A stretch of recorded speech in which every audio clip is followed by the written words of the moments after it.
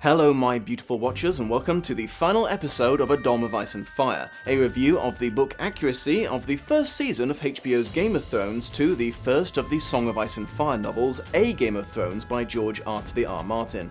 It has been a longer road getting here than I originally intended, but here we are at episode 10, Fire and Blood.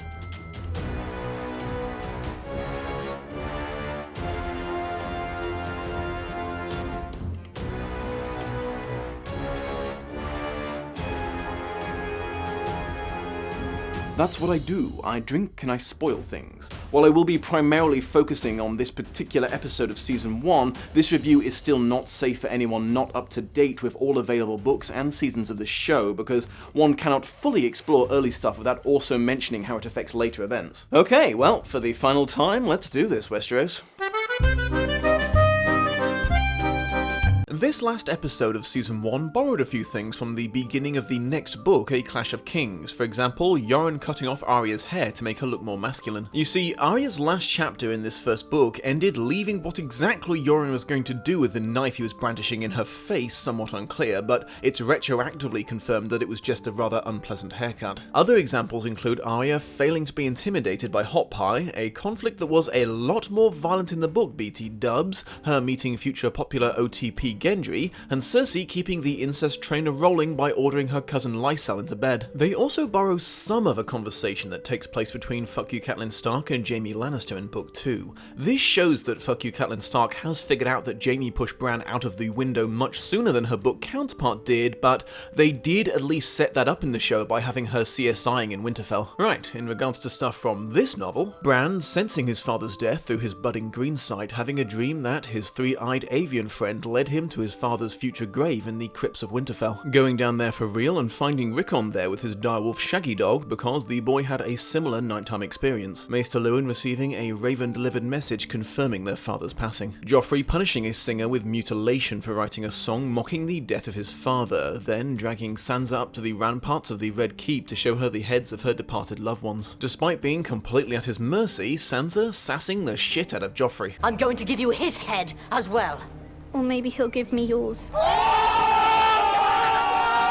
The Hound stopping Sansa from pushing the little shitbag off the ramparts and advising her to give him what he wants to save herself some pain. News reaching everyone that Renly Baratheon has declared himself king despite being at best third in line for the throne. Oh, he's not the king, he's a very naughty boy! The Lords of the North and the Riverlands, fresh from a series of victories over the Lannisters, arguing about which southern king to side with before the Great John Umber suggests forming their own kingdom with blackjack and hookers, and everyone thinking this was a bloody genius idea and declaring Robb Stark the King in the North! Tywin Lannister being most upset that the Starks have his favourite child hostage. Tyrion smashing a wine cup so it can serve as a metaphor for their chances of making peace with the Starks and Tullys now that Joffrey has beheaded Eddard. Tywin sending Tyrion to King's Landing to serve as Hand of the King in his stead because he needs someone not insane to reel in Cersei and Joffrey. Tywin making it clear to Tyrion that he is not allowed to take Shae with him because he doesn't like that his son is banging a whore again. Tyrion deciding to bring Shae anyway because bugger Tywin. Jon deciding that he needs to help Robb fight his war, cheesing it out of Castle Black with Ghost over Sam's objections and attempts to stop him. Jon's friends catching up with him and reminding him about the oath that he swore to not do exactly what he's doing. Lord Commander Mormont revealing that he knows about Jon's little excursion south, but reassuring him they don't execute people for almost deserting. The old bear then making Jon realise that the Watcher's war against the threat from beyond the wall is actually way more important than the civil disputes in the south, which inspires Jon to finally truly give up on his hopes of helping his relatives and join Mormont in his plan to take all of the combat-ready members of the Night's Watch north to find out what the fuck is going on and hopefully find Benjen Stark. Dany waking up to learn that her son was stillborn, Drogo is basically in a coma, and almost his entire Khalasar has buggered off, so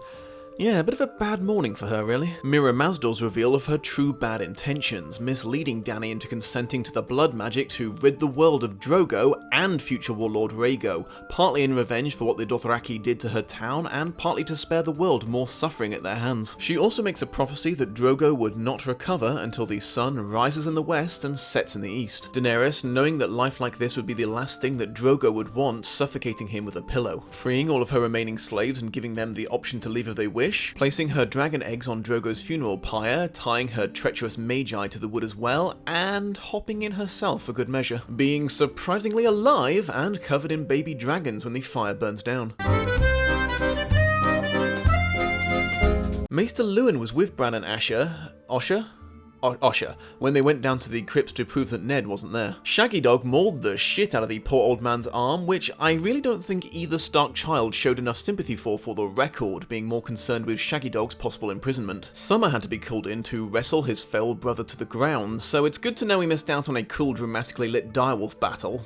Boo. It's interesting to note that Maester Luwin was the naysayer in regards to Bran and Rickon's budding powers, while Osha was 100% on board with the idea of Greenside, as she had seen much weirder shit going on beyond the wall. Sam didn't ride with Jon's other friends in the book, he only sent them. He was significantly larger in written form, so regular horses had trouble carrying him. You would be forgiven for missing this, because, if I'm honest, I totally did until it was pointed out to me, but the unfortunate singer being punished so harshly for his diss track was apparently Marillion, the bard who attached himself to Fuck You Catelyn Stark's vigilante group heading to the Vale. Marillion had a surprisingly large part in later novels, as he wormed his way into Lysa Arryn's favour, becoming hugely unpopular with everyone else in the Eyrie because he was an absolute dick to them. Peter Baelish eventually frames him for the murder of Lysa, and has him tortured, possibly to death, after getting a false confession out of him, so yeah, it looks like what happened to him in the show was, ironically, the more pleasant fate for this poor character. The show added a few, in my opinion, harmless extra scenes to flesh out the episode, including Robb ruining his sword, bashing it up against a tree in manly grief for his father's death, the revelation that Pycelle fucks and that he's faking his elderly enfeeblement, and another scene of Littlefinger and the Spider throwing shade on each other. In the book, Lord Commander Mormont revealed that not only did he know that Jon had left, he and Maester Aemon had predicted it in advance. Mormont said that he suspected he would come back with a little help from his bros, but he also warned Jon that he had sent word ahead and laid several traps for him in the land known as the Gift. If Jon hadn't come back willingly, he would have been super dead, so thank goodness he had friends who cared about him. I would say that the most prominent omissions from this episode of Season 1 are River Run and Hoster Tully. Presumably lacking the budget for another fantasy castle in Season 1, the show leaves out Robb and his mother visiting River Run after utterly destroying the now leaderless and divided Lannister host that was besieging it. Fu Cat discovers that her father is bedridden and on death's door, a fact that he ordered everyone to keep secret so the Lannisters wouldn't sense further weakness in the Riverlands. Hoster only makes a short posthumous appearance in Season 2 of the show, which means we miss out on a few other things the dude let slip in his delirium that shine a little light on why Lysa Arryn is the way she is. Sansa got smacked around by Meryn Trant multiple times in the book, which is just unpleasant, really. Tywin sending Tyrion to King's Landing is a prime example of how a scene can be word for word the same as the events of the book, but still come away distinctly different because of the lack of internal monologue. In the book, Tyrion quickly realized that his father finally putting some faith in him represented him completely giving up on any chance of Jaime making it out of his imprisonment alive, and he was furious about it, seeing as Jaime was the only relative he actually liked. Book Daenerys tried everything to snap Drogo out of his coma, up to and including giving him a blowjob.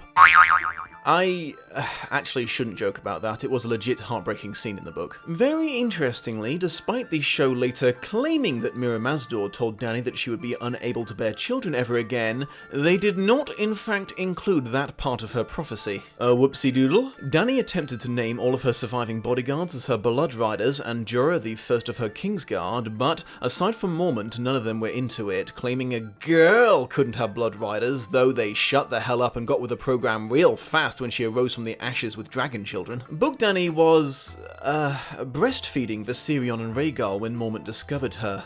Good lord, look at those teeth. Her poor nipples. I'm so glad I can go out on this joke. Dany's hair was burned off in the fire in the book. She spent most of A Clash of Kings growing it back. Game of Thrones hates baldness. Final thoughts. So, I guess Benioff and Weiss made it all the way through Season 1 without any major adaptation screw-ups, or at least none that have any immediate effect on the show. Some decisions here have some ramifications down the line, but for now it comes off as a genuine attempt to honour the books while also making the story more suitable to TV. It's not perfect, but there are a lot of what I would consider extenuating factors here. Working around the as of yet unwritten final books in the series, the limitations of a finite budget, the sheer amount of red herrings that George R.R. Martin likes to include in his books, and the colossal detail that he puts into describing the looks, mannerisms, and house sigils of every last person who appears in his stories for even a minute that simply would not be compatible with a live-action TV show. I developed some serious issues with this show as it went on and increasingly diverged from the books, and even more so when they outgrew them altogether and had to depend entirely on the showrunner's writing skills. That's not to say that Benioff and Weiss are terrible. I would in my more generous moments describe them as above average, but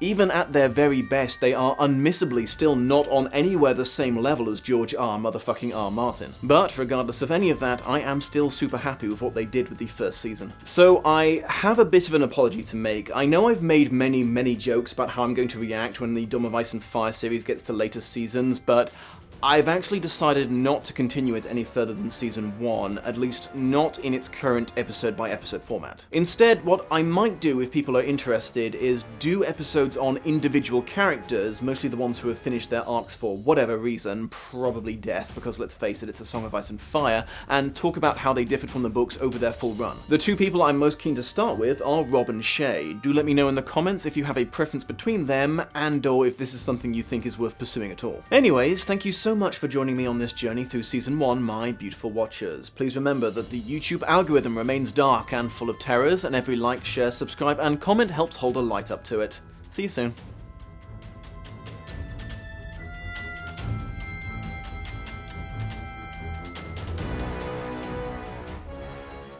Hello again, my beautiful watchers. I just wanted to take this opportunity to give you a quick reminder that there's a wonderful website called Patreon that's been allowing online producers to actually make a living doing what they do, since apparently YouTube's decided that they shouldn't anymore. Basically, they offer the chance to pledge a certain amount of money per month or per video in exchange for various rewards offered by the creator. There's a variety of stuff you can earn by becoming one of my patrons, including early access to all videos and taking part in that survey you see at the start of every Lost in Adaptation episode.